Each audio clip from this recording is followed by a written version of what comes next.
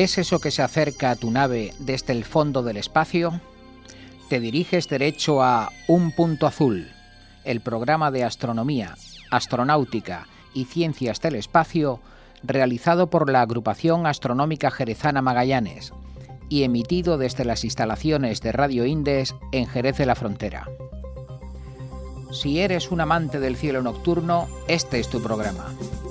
Si tienes un telescopio guardado en el desván, aquí aprenderás a usarlo. Si buscas con quién compartir tus inquietudes científicas, eres bienvenido. Enciende ya los retromotores y activa el escudo térmico, porque estás aterrizando en Un Punto Azul.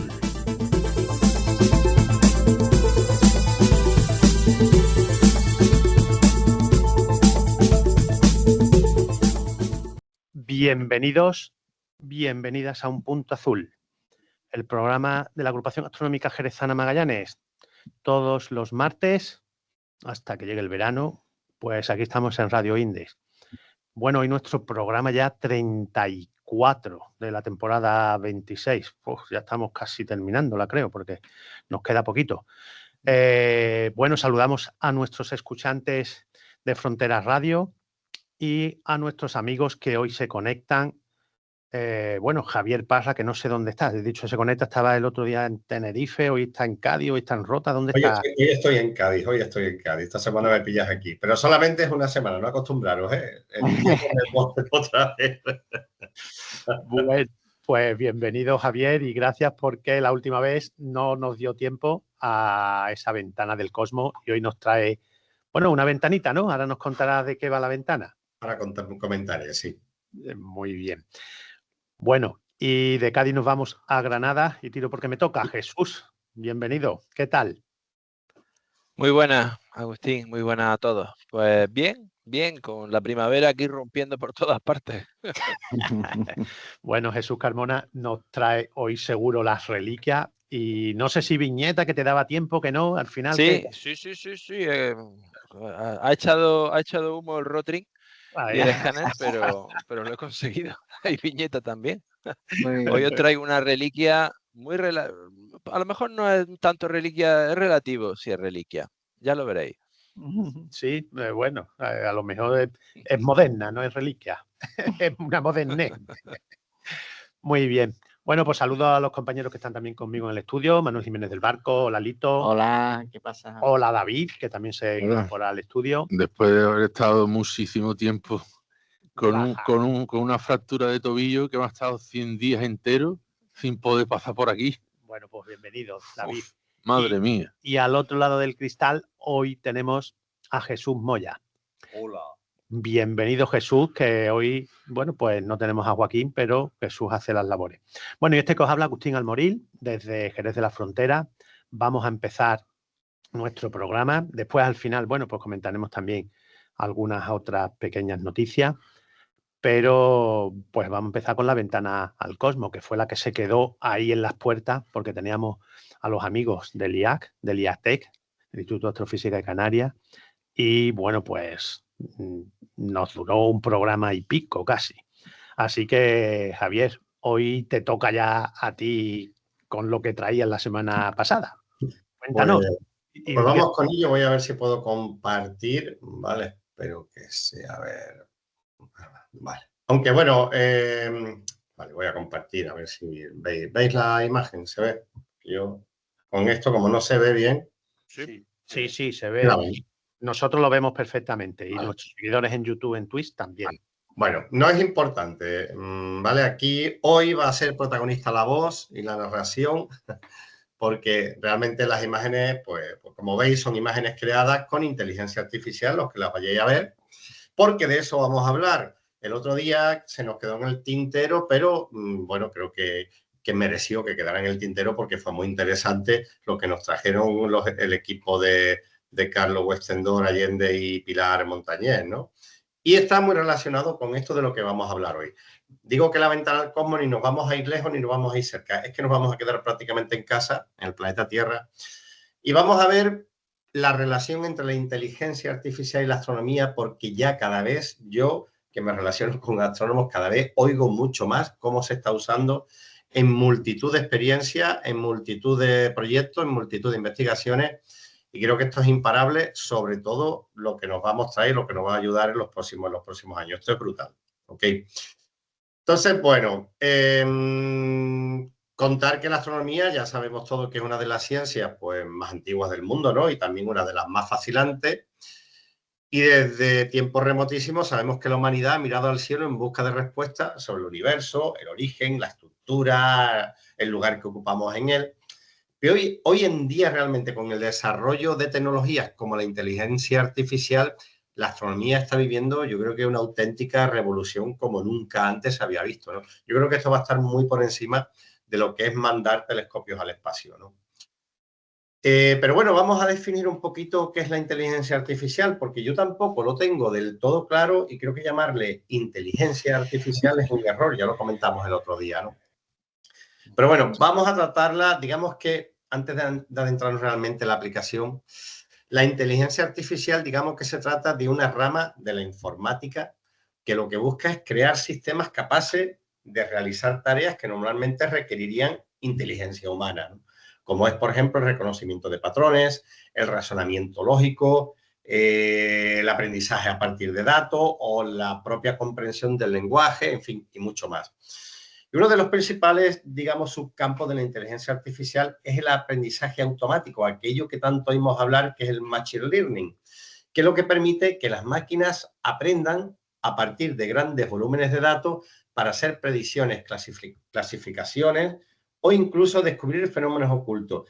Y yo creo que esto sí, el machine learning, sí que es inteligencia artificial, no todo lo otro que simplemente hacemos normalmente los humanos y es recopilar información que ya existe y bueno, y esta aplicación como el ChatGPT, pues lo que hace nos la ordena, ¿ok?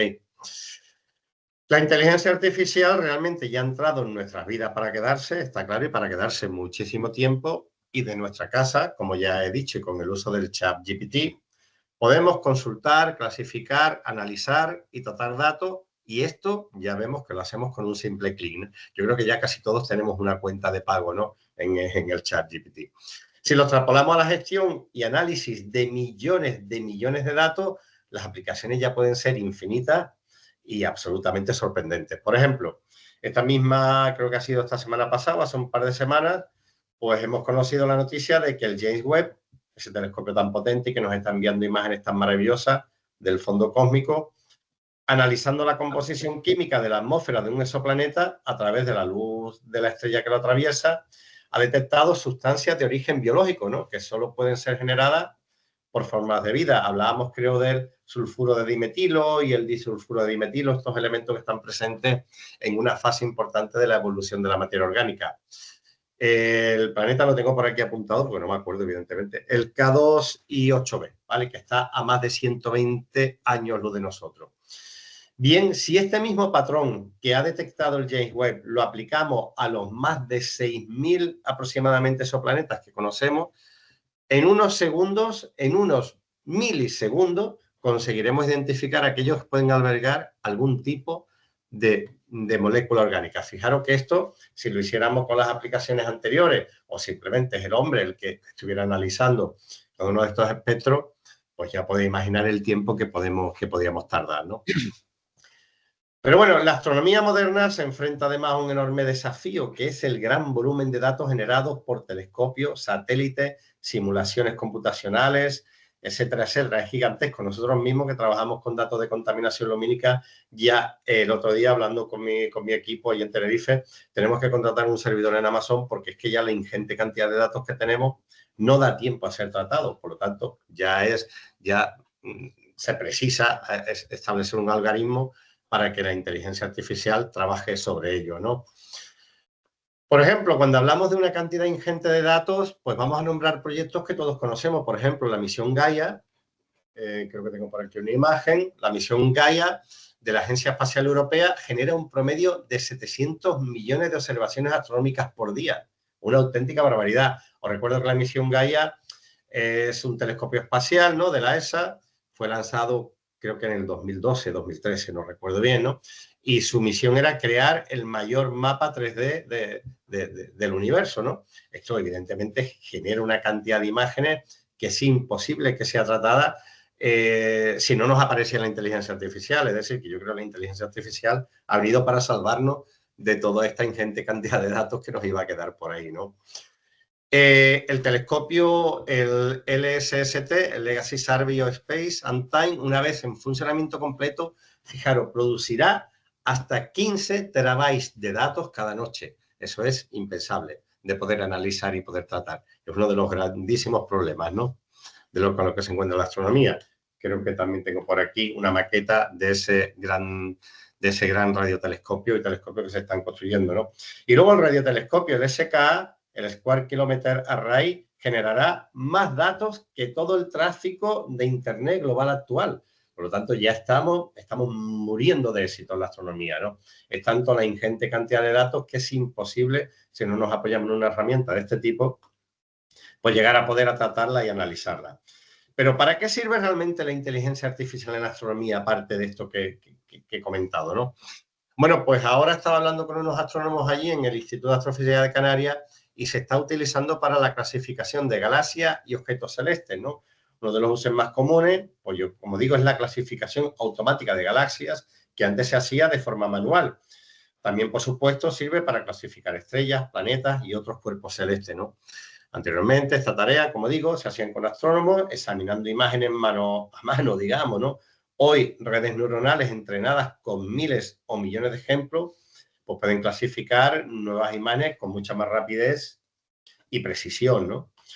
Por ejemplo, un proyecto muy interesante, el Galaxy Zoo, que es un esfuerzo de ciencia ciudadana, que fue un precursor en esta área y que realmente con este proyecto nos va a permitir de forma muy simple llegar a analizar miles de millones de galaxias. O, por ejemplo, fijaros en la siguiente imagen, creo que la tengo por aquí, esto es Perseo. Nosotros lo vemos como un pequeño punto en el cielo a través de un telescopio y, sin embargo, alberga más de 1000 galaxias y más de 100.000 galaxias más alejadas que podemos ver en el fondo cósmico con esta imagen del James Webb, ¿no? Cada una de ellas con cientos de miles de millones de estrellas. Muchas de estas débiles galaxias no se han visto nunca antes y algunas están tan lejos que su luz ha tardado 10.000 millones de años en llegar hasta nosotros. Es decir, imposible que sin que hubiera aparecido una herramienta de este tipo en nuestras vidas, llegáramos a analizar tanta ingente cantidad de datos. Pero bueno, todo esto está todavía por hacer y vamos a ver las consecuencias. Esto es un claro ejemplo del trabajo conjunto, evidentemente, entre la inteligencia artificial y los humanos. Y si los humanos no enseñan a la inteligencia artificial lo que debe buscar, los algoritmos tendrán dificultades para clasificar las galaxias. Esto lo digo porque parece que desde un punto de vista externo, la inteligencia artificial es un ente que lo ponemos a trabajar y ya él nos da resultados. Y no. Por eso no hay que temer a que el ser humano desaparezca de todo este tinglado, porque sin el ser humano, sin realmente facilitar esos algoritmos y sin enseñar qué es lo que tiene que buscar, pues la inteligencia artificial es un ordenador, a fin de cuentas, que sin las órdenes y sin los patrones que nosotros le facilitemos, pues evidentemente no va a llegar a ninguna conclusión, ¿no? Más recientemente hablamos también de algoritmos de deep learning, como las redes convolucionales, ¿no? Que se han utilizado para hacer esta tarea de forma automática. A ver, por comentarle un poco lo de las redes convolucionales, el aprendizaje profundo es una de las técnicas de aprendizaje. Lo digo porque yo estuve trabajando en mis tiempos jóvenes con ellos y ni por mucho menos estamos hablando de los años 90, ¿vale? Ni mucho menos cuando ya todavía incluso Internet era muy incipiente y solo se usaba para mandar mensajes de un ordenador a otro en las redes, con los famosos BBC, ¿no? Pero como digo, el aprendizaje profundo es una de las técnicas de aprendizaje automático que permite a los ordenadores aprender a resolver problemas por sí mismos. Y digamos que esto consiste en desarrollar e implementar algoritmos matemáticos formados por piezas relativamente simples, por pequeños modulitos, ¿no? Pero muy interconectados que sirven como base para generalizar o generar, mejor dicho, comportamiento. Los sistemas de aprendizaje profundo más usados son las redes neuronales profundas, que lo que hacen simplemente intentan imitar el comportamiento del cerebro humano y su gran conectividad, lo cual es absolutamente complejo porque ahora mismo es la máquina más perfecta, ¿no? Pero cuando se introducen datos, estos algoritmos los tratan en múltiples capas, lo mismo que hace Nuestra mente va filtrando hasta que al final obtenemos la imagen real que vemos, o aquel pensamiento ya filtrado, o aquel razonamiento filtrado, ¿no? Trabaja en cascada, como se trabajan en muchos algoritmos matemáticos, y se van adaptando hasta ser capaces de reconocer patrones en los datos de entrenamiento. A partir de este momento, digamos que pueden aprender automáticamente a resolver problemas nuevos. Y esto es lo que realmente da nombre a todo lo demás de inteligencia artificial. Es decir, un sistema que con aprendizaje es capaz de resolver problemas nuevos que se le planteen. Y esto en ver un mundo infinito, que sé que puede dar miedo, pero por lo menos en el mundo de la astronomía, y vimos incluso el otro día en el mundo de la medicina relacionado con otros campos, pues esto puede ser maravilloso, ¿no? Para solucionarnos la vida y para realmente llegar a detectar, a resolver grandes problemas que hoy son irresolubles, ¿no? Otra de las aplicaciones con las que he tratado con algunos colegas, pues es la detección de exoplanetas. Creo que tengo por aquí una imagen para ir ilustrando un poquito. Como ya he comentado anteriormente, actualmente se conocen en más de aproximadamente entre 5.800 y 6.000 exoplanetas, es la última cifra que tengo yo de hace unos meses. Pero este número se va a disparar en los próximos años con el uso de la inteligencia artificial, ¿no? Las técnicas usadas actualmente ya trabajan con un 96% de precisión en la detección de estos objetos, por lo tanto esto se disparará exponencialmente. La búsqueda de planetas fuera de nuestro sistema solar ha sido una de las grandes revoluciones científicas del siglo XXI, ¿no? Ya sabemos que misiones como la Kepler o la TESS han obtenido enormes cantidades de datos con variaciones de brillo estelar a través de los métodos de transición, ¿no? La inteligencia artificial, evidentemente, se ha usado para analizar estos datos y reconociendo patrones de tránsito que podrían indicar la presencia de muchos exoplanetas. En 2018, un grupo de investigadores, además, de Google y NASA, utilizó un algoritmo de aprendizaje automático que identificó esos planetas que habían pasado desapercibidos en un primer análisis humano con todos los datos de Kepler. Y a partir de ahí ya han surgido más de 400 esos planetas que no fueron identificados anteriormente. Para que veáis que con la inteligencia artificial se ha llegado a aprovechar mucho más todos esos datos y a trabajar con certeza en la detección en este caso, exoplanetas, ¿no? Otra de las grandes aplicaciones de la inteligencia artificial es en el análisis de imágenes astronómicas, la ingente cantidad, solamente estoy hablando del Instituto de Astrofísica de Canarias, de imágenes astronómicas generadas han quedado almacenadas sin poder ser analizadas en macroordenadores que se tienen en el centro de cálculo, y esas imágenes han quedado en el olvido prácticamente. Hoy se pueden rescatar y con patrones se pueden volver a analizar y seguramente encontremos muchos objetos que buscábamos o que no buscábamos entonces y que hoy pueden ser perfectamente identificados, ¿no? Un ejemplo es el uso de la inteligencia artificial para restaurar y mejorar, por ejemplo, muchas calidades de imagen, ¿no? Eliminar el ruido, aumentar el contraste y hasta predecir cómo lucirían ciertos objetos desde diferentes longitudes de onda, ¿no? Evidentemente, en el infrarrojo, en el visible, etcétera, ¿no? Un momento, Javier, que se ha conectado por fin Mabel, la teníamos para el principio y yo creo que está por aquí, nos quiere saludar porque está en Almería. Mabel, ¿dónde estás? ¿Puedes hablar? Hola, ¿qué tal? Sí, ¿me escuchan bien ahora? Sí, Es que la cobertura en la parte de dentro del Teatro Apolo, que es donde se está celebrando esta jornada, pues nada, y les estoy mostrando la imagen de cómo está el teatro en estos momentos. Como ven, prácticamente lleno. Estoy esta semana con las terceras jornadas de astronomía, con un cartel increíblemente de lujo. No puedo llegar hasta adelante porque me encantaría mostrarles un poco quiénes son algunos de los ponentes, que uno de ellos fue el que habló ayer, que es John Madden, un premio Nobel de 2006 de física, que ayer nos dio una magnífica charla un poco sobre todo lo que fue su investigación con el fondo de microondas en el inicio del universo, que fue precisamente el experimento COBE el que le hizo ganar ese premio Nobel. No sé si consiguen ver así al fondo, bueno, se acaba de sentar un señor bastante alto con una chaqueta roja. Y esta noche la charla va a correr a cargo de John Beckman, que él es actualmente profesor emérito en la Universidad de La Laguna y pertenece al Instituto de Astrofísica de Canarias. Nos va a hablar sobre la Vía Láctea, pues con un título un poco así, que nos tiene un poco con curiosidad, y también nos dijo anoche que habría alguna sorpresa en la charla porque es sobre los mitos y leyendas de la Vía Láctea. Entonces tiene muy buena pinta la charla de esta noche. Mañana tendremos a Martín Guerrero, que es del Instituto de Astrofísica de Andalucía, para hablar de las nebulosas planetarias. Y después tenemos, para cerrar la semana, dos mujeres completamente de lujo. Una de ellas es Sara García, nuestra astronauta en reserva de la Agencia Espacial Europea. Y después vamos a tener también a Eva Villaver, que nos va a contar pues un poco también sobre la vida fuera en el espacio, si la hay, si no la hay. Y Eva Villaver, pues muchos de nosotros la conocemos, pero por si hay alguien que en estos momentos pues no la conozca, pues ella actualmente es la subdirectora del Instituto de Astrofísica de Canarias. Y hasta antes de tener ese cargo, pues era la que se encargaba de la Agencia Espacial Española, recién creada.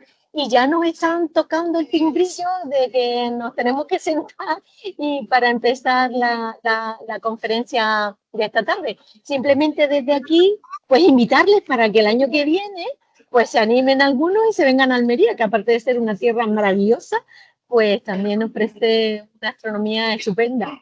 Muchísimas gracias, Mabel. Sé que ya el tiempo está cumplido porque a las 8 creo que empiezan las charlas. Exactamente. Ya algunos de conexión, pero estupendo que hayas podido conectar. De todas formas, te esperamos la semana que viene. No, porque es Feria Jerez. La siguiente, si quieres, para que nos cuente algo más, digamos, ya reposada o con algún invitado, si quieres. Perfecto. ¿Vale? Venga, lo intentamos. Para hablar del tema. Muchas gracias. Bueno, lo que nos has dicho, ¿quién organiza las charlas? Pues mira, la charla la organizan precisamente Pedro San José, que es un ingeniero muy amante de la astronomía, y el propio John Beckman, que es el que está en estos momentos, el que va a dar la charla ahora mismo. Y entre ellos dos son los que organizan con la colaboración del Ayuntamiento de Almería y con la Diputación Provincial. Y en los dos últimos años se han sumado también la Universidad de Almería y están siendo una jornada fantástica. Este año incluso tuvimos un premio porque, voy a hablar un poquito más bajito porque ya está todo el mundo casi en silencio, pues tuvimos un premio impresionante porque iba a venir Kip Thorne, que es otro premio Nobel y muy conocido también por la película Interestelar, Agustín. Hemos tenido un lujazo de ver la película comentada después por él y aparte dar él también una charla en la universidad. Y ese fue el regalo que hemos tenido también este año en las jornadas porque no podía estar en esta semana y lo que hizo fue venir unos días. Y ahora sí me callo porque acaba de entrar el ponente. ¿Vale? Bueno, ahí están los aplausos de fondo. Muchas gracias, Mabel. Adiós, hasta luego. Chao. Chao. Adiós a todos. Bueno, lo siento, Javier, que te hayamos que va, esto es muy interesante. Estuve yo el viernes pasado en la conferencia de John Mather en el Museo de la Ciencia y el Cosmos. ¡Anda! Precisamente, sí. Estuve, y muy bien, porque en realidad no, yo ni me había enterado y fue mi hija que está allí, que ya astrónoma recién salida del paquete, ¿no? Sí. Y me dijo, papi, que viene a un premio Nobel, vamos a ir a la charla. Y precisamente estuve allí con Beckman y con Eva Villaver, que también Hombre, por eso no lo tienes que venir y contar también. Sí. Pues me he acordado ahora, fíjate, ni siquiera me he acordado. De hecho, yo creo que Mabel lo puso en el grupo. Mabel puso lo de las charlas y después puso que iba a haber esta jornada y por eso la invitamos a Un Punto Azul cuando quiera. Vamos, ya puede venir cuando quiere, pero bueno, como está en Almería, pues cuando hay alguna actividad viene. Bueno, pues porque además Mabel, a pesar de lo lejos que está, es también socia de Magallanes, así que honor. Pues sí, seguro que van a disfrutarlo. Y Beckman es una eminencia. Yo creo que Beckman está ya es octogenario ya, ¿eh? Sí. Pero es un personaje con una energía. Él todos los días está en el Instituto de Astrofísica en su despacho. Es emérito, le han dejado su pequeño despachito allí, porque si no está con la astronomía, este hombre se nos muere. Y es una bellísima persona, sabe muchísimo de todo, porque va a decir, sabe de galaxia, ¿qué va? Beckman sabe de absolutamente todo, ¿no? Qué bueno, va a disfrutarlo seguro. Así que, muy bien. Bueno, pues continuamos con Ventana al Cosmos. si continuamos, déjame volver a compartir porque la quité para... Vale. Ok, ¿no? Bueno, pues como estaba comentando, otra de las aplicaciones de la IA es sobre el análisis de imágenes astronómicas y creo que la tengo por aquí, la imagen, no, esta es la mejora de imagen, pero esta es la imagen del famoso agujero negro de la... Messier 87. Eso es, Messier 87, ok. Y esta es la recreación que hizo la inteligencia artificial exactamente con la información que llegó desde allí, ¿no? Fijaros, bueno, creo que para el tratamiento, el desarrollo y la mejora de imágenes, pues algo que evidentemente pues también la vamos a utilizar, ¿no? Y luego dentro del... Interestelar no la han pintado, ¿no? La nave de Interestelar, que no la han pintado ahí la inteligencia. Se lo tenían que haber dicho y seguramente que la mejora incluso. Seguro. Pero bueno. Y luego otra de las aplicaciones de la inteligencia artificial, por supuesto, y ya lo he comentado antes con todo el Machine Learning, es la predicción y la detección de fenómenos astronómicos, ¿no? Por ejemplo, ahora se está trabajando, hay proyectos en universidades americanas que se está trabajando con las explosiones de supernova. Sabemos que muchas estrellas del universo pues terminarán sus vidas como enanas blancas, como estrellas compactas, y que algunas de estas enanas blancas pues eventualmente pues explotarán como supernova, ¿no? A pesar de la enorme importancia que tiene para la astronomía, aún hay muchos procesos químicos y físicos que se desconocen de la supernova y que tienen lugar, ¿no? Y cuando se investigan, las supernovas se analizan sus espectros, los espectros muestran la intensidad de la luz en diferentes longitudes de onda, que además sabemos que se ve afectada por los elementos creados en la supernova. Pues estas recreaciones ya se han hecho pruebas y la inteligencia artificial ha predicho de un catálogo de estrellas que son potencialmente supernovas, cuáles van a acabar como supernovas y cuáles no. Quizás el problema es que a lo mejor no viviremos para ver si tiene razón. Pero bueno, esta predicción ya la ha hecho y al menos las más recientes, las que puedan tener lugar en los próximos años, podemos ver si se convertirán en supernovas y si nos engañó o no, ¿no? Pero bueno, lo malo de la predicción en astronomía es que al final tenemos que darle el derecho a la duda porque no sabremos si ocurrirá o no ocurrirá, ¿no? Antes que eso tenemos que conseguir la vida eterna. Cuando consigamos la vida eterna... Efectivamente. Pero bueno. Muy bien. Bueno, entrenar... En 1967 Ian Shelton descubrió la supernova 1967A. Sí, pero bueno, fue un ser humano descubrió una, pero la inteligencia artificial ya ha predicho muchas, así que ya sabemos para dónde tenemos. Todavía se está viendo el comportamiento de esa supernova tan cercana a nosotros, que son solamente 187.000 años luz. Y se puede seguir estudiando. Que no estamos hablando de una galaxia lejana del cúmulo de Virgo, como por ejemplo el caso de Virgo A. No, que... Bueno, pues, en resumidas cuentas, entrenar algoritmos de aprendizaje automático sobre cómo se ven los diferentes tipos de exoplanetas, por ejemplo, y usarlos para generar simulaciones de supernova mucho más rápidamente hoy factible, ¿no? Y se puede hacer y por lo tanto se pueden simular miles de modelos y además en menos de un segundo. Eso, claro, con la actividad humana sería impensable que se hiciera. Pero Javier, también esto provoca, cuando tienes tanta información y tantos posibles resultados, pueden dar resultados contradictorios, no contradictorios, sino distintos resultados, ¿no? ¿O no? O está funcionando ya de tal manera que te da una única posibilidad, porque los humanos, tú sabes que muchas hipótesis, muchas cosas, pero hay por aquí, vamos por allá. ¿Cómo funciona? Claro, eso depende. A ver, esto es, tú le estás dando una determinada información, estás enseñando a un algoritmo y ese algoritmo te está dando un resultado. Como siempre, todo dependerá de lo bien que le facilite todas las condiciones iniciales para que al final el problema sea mejor o peor. Claro. Estamos todavía en el proceso de que las condiciones iniciales tienen que ser lo mejor posible. Porque si las condiciones iniciales fallan o no son buenas o son incompletas, el resultado será contradictorio. Hay que seguir alimentándolo, digamos, ¿no? Efectivamente, hay que seguir alimentándolo. Pero, por ejemplo, algo muy interesante y que puede ser en un pequeño proyectito en el que yo trabajé una vez, es decir, una vía de investigación, es relacionar, por ejemplo, las propiedades de la explosión con las propiedades de las galaxias anfitrionas, de la supernova. Y de esta manera establecer un vínculo directo entre cómo se produjo la explosión y el tipo de lana blanca que explotó. Y de esta manera, por ejemplo, con estas condiciones iniciales, es muy fácil que asegure, que no es fácil, es decir, digamos que tiene una alta probabilidad de que acierte. Y de que acierte tipo galaxia, tipo de estrella en el núcleo y desencadena en supernova. Ahí es que seguramente no fallará, ¿no? Vale. Lo que pasa es que, claro, esto es muy fácil hablarlo porque no es un parámetro, le estamos dando miles de parámetros, ¿no? Claro. Y sobre todo temporales para que, pero si lo cerramos muy bien, evidentemente los resultados pueden ser muy buenos. Y luego no hace falta irnos tan lejos. Otra de las grandes aplicaciones y que ya se está haciendo por equipo de investigación del Instituto de Astrofísica de Canarias son las erupciones solares. Muchos de los fenómenos que tienen lugar en la atmósfera solar están controlados por los movimientos del plasma, especialmente en la fotosfera, ¿no? La que es la capa superficial del Sol y que es la visible a simple vista mediante grandes telescopios.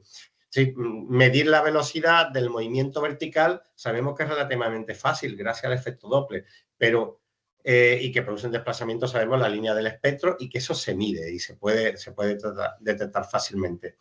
Pero en cambio, uno de los mayores problemas complejos en el Sol es cómo medir cómo se mueve el plasma de forma paralela a la superficie, que esto es mucho más complicado porque en este caso el efecto Doppler no aplica.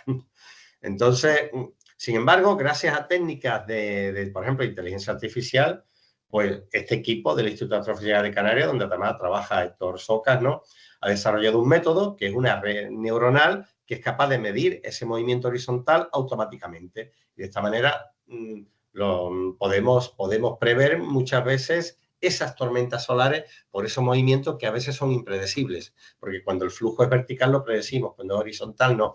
Hay un paper muy interesante que publicaron en Astronomía, en Astrophysics, con este tema y que si hay algún interesado se lo recomiendo. No recuerdo el número, lo puedo buscar, pero es muy interesante. Muy bien. Y luego, ¿perdona? No, sigue. No sé si estabas terminando, por eso te he interrumpido. No, me queda poquito ya para no ser muy pesado, pero otra de las grandes aplicaciones es en eso de lo que tanto hablamos y fue uno de los grandes temas de la astronomía, que son las ondas gravitacionales. ¿De acuerdo? Las ondas gravitacionales sabemos que son perturbaciones en la estructura del espacio-tiempo y que están causadas por grandes eventos cósmicos violentos, ¿no? Como la colisión de agujeros negros, estrellas de neutrones, viajan sabemos, a la velocidad de la luz y transportan información sobre el origen del cosmos. Sin embargo, estas ondas son extremadamente débiles y difíciles de detectar y lo que además requiere tecnología muy avanzada, como se detectó con el proyecto LIGO, ¿no? Bueno, pues aquí la inteligencia artificial también tiene mucha cabida, ya que uno de los mayores desafíos en la astrofísica, digamos, gravitacional es la rapidez del análisis cuando nos llega esa información. Procesar todos esos datos es complicado. Bueno, pues ya hay algoritmos que se han implementado en la inteligencia artificial que es capaz de detectar estas ondas gravitacionales y en breve, yo creo que en muy poco tiempo, una tecnología tan cara y tan importante como el proyecto LIGO, pues quedará relegada porque la inteligencia artificial realmente podrá analizar esos datos, ¿no?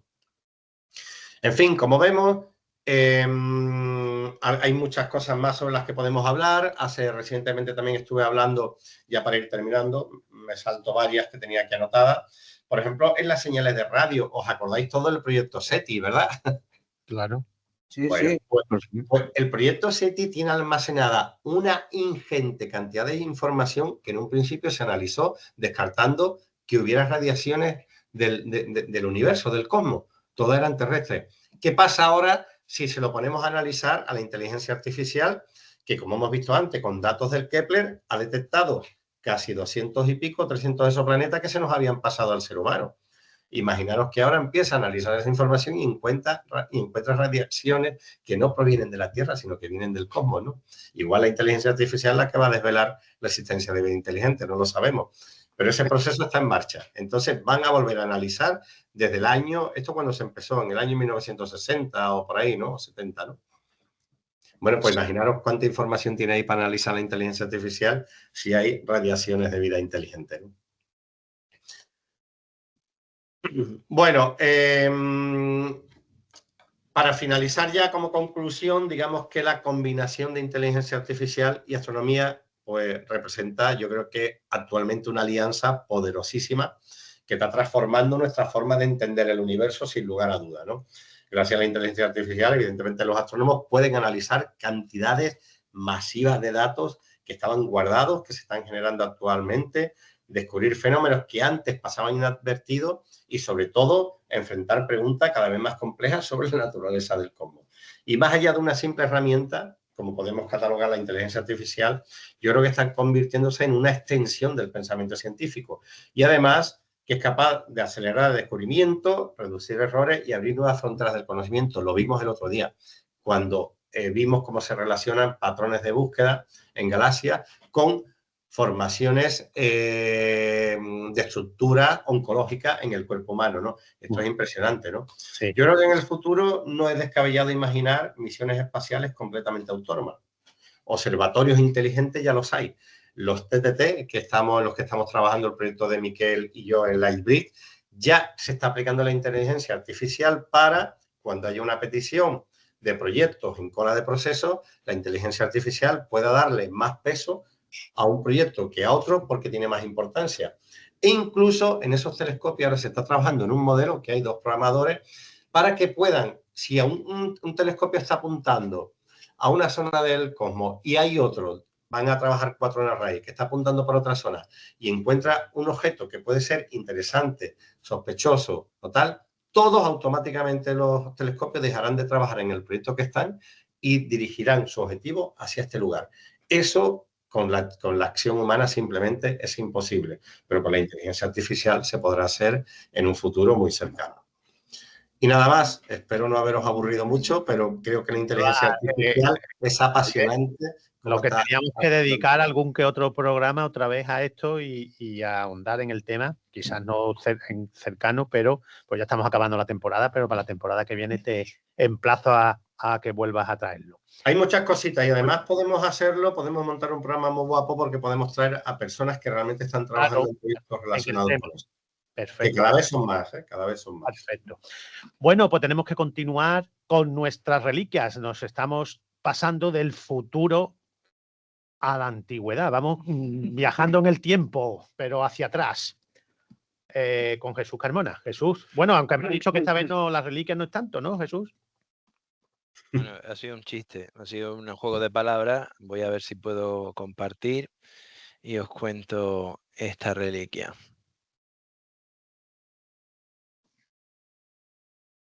Bueno, decir a todos nuestros oyentes que todo esto lo pueden ver por Twitch y ahora después por YouTube. Bueno, pues ya está compartiendo su reliquia, aunque la cara que estamos viendo no es precisamente de reliquia, es un poco mayor ya la foto de Albert Einstein. Por eso decía que traía una reliquia relativa, sí, relativamente una reliquia. Albert Einstein publicó en 1916 su Teoría General de la Relatividad, 1915-1916. Aquí tenéis el original con la publicación. Después de haber publicado pues, la teoría especial de la relatividad, pues publicó la Teoría General de la Relatividad. Aquí hay un manuscrito, ¿no? Enseguida, Alemania se puso, a pesar de que estaban en guerra y demás, se puso a pensar en cómo demostrar que si era real, o sea, si era comprobable la teoría general de la relatividad de Einstein, ¿no? O Einstein. El caso es que se habían hecho varios intentos, se estaban haciendo intentos a través de eclipses, con muy mala suerte. Eclipses en los que se trataba de encontrar el desplazamiento de estrellas después, pues, alrededor del Sol, durante un eclipse, la Luna lo oculta, las estrellas son visibles y el campo gravitatorio del Sol pues desplaza la luz de las estrellas y no están donde deberían estar. Pues no se había conseguido todavía. y entonces Alemania se puso, gracias a se puso a construir algo. Nos vamos a ir hasta el Observatorio Leibniz de Astrofísica, que está en Potsdam, en Alemania, en el que pues tenemos pues un montón de edificios. Por ejemplo, este es el edificio principal, un edificio donde se albergaban varias cúpulas astronómicas, un edificio muy moderno en su época porque incluso tenía una especie de conductos internos por debajo de tierra y demás, una especie de aerotermia o de geotermia curiosa para calefactar el edificio, ¿no? Es un edificio que se adelantó a su tiempo. Estamos hablando de finales del siglo XIX, ¿no? En este edificio se produjo la primera detección de un terremoto a distancia, porque, bueno, en una de las torres, en el sótano de una de las torres, el científico, no sé qué especialidad tenía, sería un astrónomo, quería detectar la influencia de la gravedad de otros planetas con un péndulo horizontal, se llamaba Robert Paget, y entonces pues trataba de allí en los cimientos pues detectar eso, la interferencia de planetas en la gravedad de la Tierra, ¿no? Y lo que un día de abril detectó fue una gran perturbación que le tuvo sin dormir un montón de noches porque no sabía de dónde venía, y resultó haber sido un terremoto en Japón. Un gran terremoto en Japón fue detectado con el péndulo horizontal, así que lo que pretendían encontrar pues con un péndulo horizontal pues de otros planetas fue la primera detección a distancia, fue un sismógrafo de estos pues muy rudimentario, muy primigenio, ¿no? Del terremoto del 17 de abril de 1889. En este sitio se encuentra también el Gran Refractor, construido a final del 19 también, con una cúpula de 21 metros, es un edificio precioso, fue restaurado a mitad del siglo XX. Todos estos edificios sufrieron mucho durante la Segunda Guerra Mundial y que alberga pues 2 telescopios refractores de unos 12 metros de longitud focal y creo que son 50 y esta es la actualidad, el Gran Refractor, y alberga 2 telescopios juntos de 50 y 80 centímetros de diámetro y algo más de 12 metros de, longitud focal. Pero no hay ninguno de estos edificios los que os quiero contar. Y empezamos con la asociación entre Albert Einstein y este científico, este astrónomo y matemático que es Erwin Freundlich, que fue el que propuso un experimento para confirmar la teoría general de la relatividad. Y se basaba en hacer observaciones de las longitudes de onda del Sol y de estudiar su color y del desplazamiento de las ondas de las líneas de absorción de emisión del Sol o de la luz del Sol para detectar si estaban desplazadas al rojo. Entonces no se llamaba así, no se llamaba corrimiento al rojo, eso se confirma, eso se daría el nombre después, pero para eso era necesario construir un telescopio solar como no se había construido nunca. Entonces se lo encargaron esta construcción al arquitecto expresionista Erich Mendelsohn. Erich Mendelsohn es un arquitecto que tenía, pues voy a enseñar unos dibujos a mano que eran sencillamente fantásticos. Fijaros, con pocos trazos y menos colores, cómo lograba plasmar pues, auténticos bocetos muy modernos. ¿No? Es premodernista, es premoderno este arquitecto, y después plasmarlo en edificios de una gran modernidad, como estos edificios de Berlín, que son grandes almacenes, oficinas y demás, ¿no? Y este fue su diseño original para lo que sería conocido más adelante como la Torre Einstein. La Torre Einstein es un observatorio solar, del que, bueno, aquí tenéis los diseños de Mendelssohn.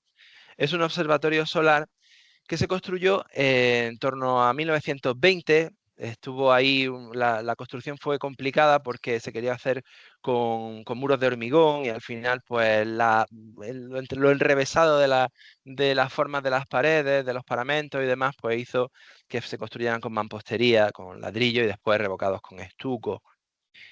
Este telescopio, este observatorio, era una auténtica torre. Aquí tenéis el diseño final de cómo se veía en esa época, en torno a 1920. Este era una torre con un heliostato en la cúpula. Vamos a ver, aquí tenéis a Albert Einstein visitando la instalación.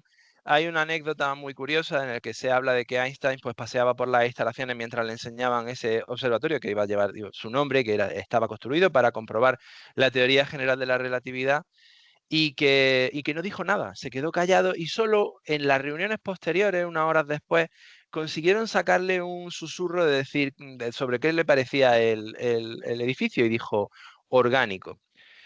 No comentó nada más. No sabemos si eso quiere decir que le parecía un montón de, yo que sé, algo orgánico o realmente pues, era una valoración de esta torre. ¿Veis cómo las formas curvas se intersecan con una serie de hendiduras en la pared? Hay de todo, ¿no? Lo más parecido que hay a esto, casi después en España, son construcciones de Miguel Fisac, que es muy posterior, por supuesto, pero que ya hay algo de todo ello en esto. Por cierto, en esta construcción, un muy joven Richard Neutra, que es ya un adalid del modernismo, del movimiento moderno, participó en el diseño de este observatorio. Aquí tenéis los planos, no es que digan mucho los planos, esa forma, bueno, es más alargado en la base porque tiene la escalera de acceso, después se va reduciendo conforme las plantas suben y al final solo queda la torre con el heliostato al final. Lo interesante de este edificio es la sección. ¿Por qué? Porque toda la parafernalia o la mayor parte de la parafernalia de este edificio de instrumentación astronómica está en el sótano, está por debajo de tierra. Como veis, en la cúpula había un heliostato, una serie de captadores de la luz solar que dirigían a través de una especie de tubo de ascensor, que no era tal, es simplemente un tubo para dejar pasar la luz solar, y entonces se reflejaba en diferentes espejos y en diferentes aparatos para al final construir un espectrómetro y sacar las líneas de absorción del Sol. Lo que se buscaba era buscar un desplazamiento al rojo de las líneas de absorción de la luz solar para comprobar si la gravedad solar había alterado esas líneas de absorción al salir del Sol. Esto fue algo que este observatorio no consiguió demostrar. ¿Por qué? Bueno, aquí tenéis una maqueta, la maqueta es mucho más ilustrativa, veis esa gran sección desde la cúpula de la torre hasta el sótano, donde los espejos pues, van dirigiendo la luz solar, ¿no? Las oficinas que están a lo largo de la estructura de la torre pues son bueno, un ejemplo de la arquitectura funcional o de la arquitectura de oficinas de la época. El interior de la escalera, pues también hoy en día hay un ascensor, por supuesto. El interior de la escalera, pues es curioso, ¿no? Y digo que no lo consiguió porque justo antes de que se inaugurara este edificio en 1919, Eddington, en un eclipse que cruzó el Atlántico entre Sudamérica y África, consiguió por fin lo que no habían conseguido diferentes eclipses por nublado, por diferentes cosas. Consiguió una fotografía en donde se apreciaban las posiciones de las estrellas alrededor del Sol en la totalidad del eclipse. Y efectivamente las estrellas estaban movidas.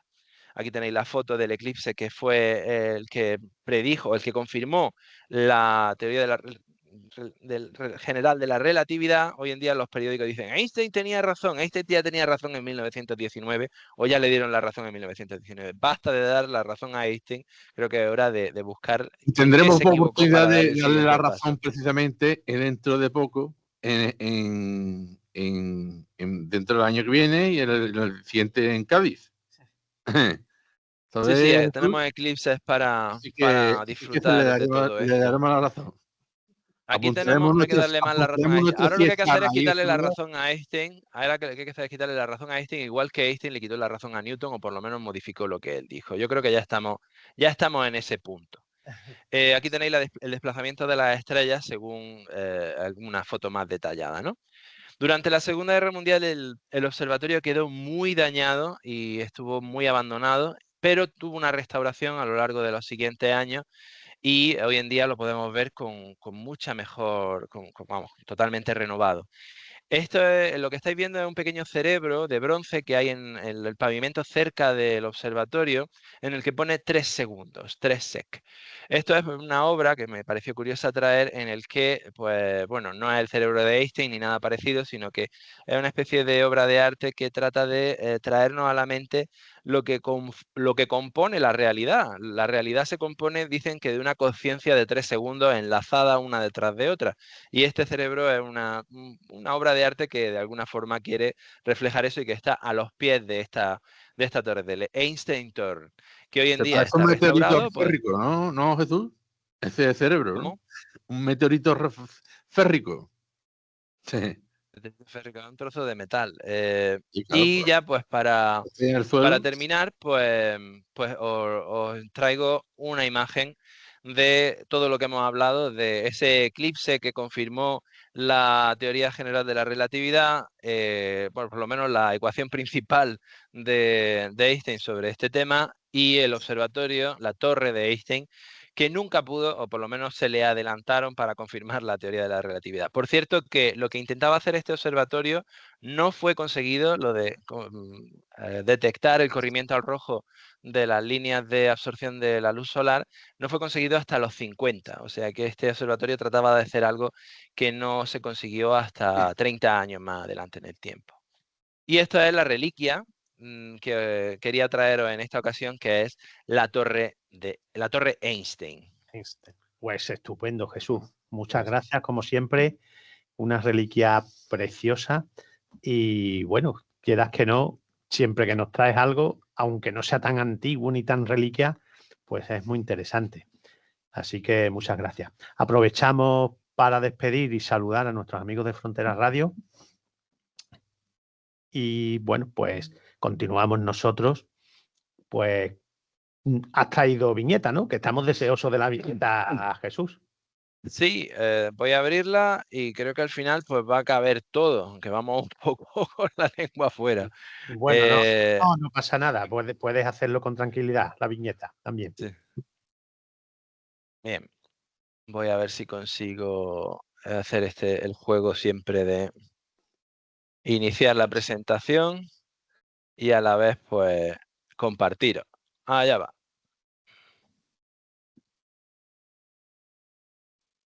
Como siempre, pues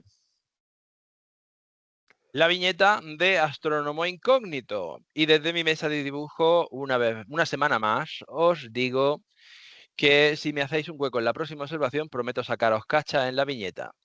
Y allá vamos con la viñeta de esta semana, que se titula Reunión de astrónomos anónimos, en la que vemos pues, un grupo de gente en una especie de sala hablando entre ellos como en una terapia, y uno de ellos muy apesadumbrado dice: hola a todos, soy Juan, tengo 7 telescopios en casa y esta semana me he comprado otro Newton. Todos le van diciendo hola Juan, y uno de ellos dice: ¿pero con qué montura? Y esa es la viñeta que os traigo esta semana. Bueno, qué buena. como siempre, genial. Bueno, estas viñetas, este tipo de viñetas, las tenéis que ver naturalmente en YouTube cuando las subamos, aunque también las estamos subiendo a Twitch y las estamos dejando permanentes, aunque Twitch tenemos poca memoria y tenemos que ir borrando y pocas cosas se quedan, pero las 5 últimas viñetas se han subido a Twitch y están allí activas. Igual que algunas de libro, ¿no? El libro de Aranjuez, que publicó en Aranjuez, que yo precisamente tengo su firma aquí. No, pero el libro es aparte de la viñeta que nos está trayendo. Vale. Algunas pueden que sean del libro, pero muchas de ellas son especiales para un punto azul, ¿no, Jesús? Hasta ahora todas las que he traído son totalmente originales y no publicadas. No están en el libro. No. O sea que esto es, pues muy bien. Estos son primicias de un próximo libro que además han sido vistas ya en un punto azul. O sea que eso va a tener un plus. ¿Y va a ser publicado en un futuro en un congreso? Bueno, todavía le quedan. Sí, puedo. Sí, puedo. El otro libro tenía 150 viñetas. Aquí voy a viñeta por vosotros más las que yo voy a hacer. Pues si puedo, si me coincide un congreso, vale. Pero digo, estoy trabajando ahora en otra cosa que no tiene nada que ver con el dibujo y que espero terminar, porque si no voy cerrando proyectos, pues no me va a dar la vida. Estás con otro proyecto, pero también de astronomía o personal de otro tipo. ¿Lo puedes decir o no lo quieres adelantar? No lo puedo decir, no lo quiero adelantar, pero sí es de astronomía. Muy bien. Bueno, pues la primicia la tendrás que dar en un punto azul algún día, vamos. Sí, yo con mucho cariño vendré a hablaros de él en cuanto pueda decir que está listo. Que es lo que yo quiero, que esté listo, porque es un proyecto que está costando un tanto, sí. Muy bien. Bueno, pues ya prácticamente hemos cumplido el tiempo. Bien. Muchas gracias, Javier. Muchas gracias, Jesús. También le damos las gracias a Mabel por haberse conectado justo antes de entrar en la charla. Y, señores, nos vemos dentro de 2 semanas. La semana que viene es Feria de Jerez y no tenemos programa. Alguna vez hemos hecho algún programa desde la feria, pero ya no nos atrevemos las cosas del vino. Bueno, En fin, antes que nada quería mostrar precisamente un vídeo, bueno, una fotografía eso no se ve por ahí bien. del lobo rayado de la nebulosa de la tarántula en la Gran Número de Magallanes, donde precisamente en 1967 Ian Shelton descubrió precisamente realmente nos llegó la luz de la nebulosa de la supernova 1967A. Esto está hecho por el C-Star del lobo rayado, de Ángel Rafael en su propio rinconcito de Australia. Que traerlo un día, David, porque esas fotos y esas cosas es bueno que él la presente. Lo que pasa es que siempre con los cambios, con los horarios que tenemos de allí en Australia y de aquí en España, el programa en directo es difícil. Tendríamos que hacer alguna grabación o algo. Ya. Bueno, nos despedimos. Creo que está sonando por ahí la música de fondo ya.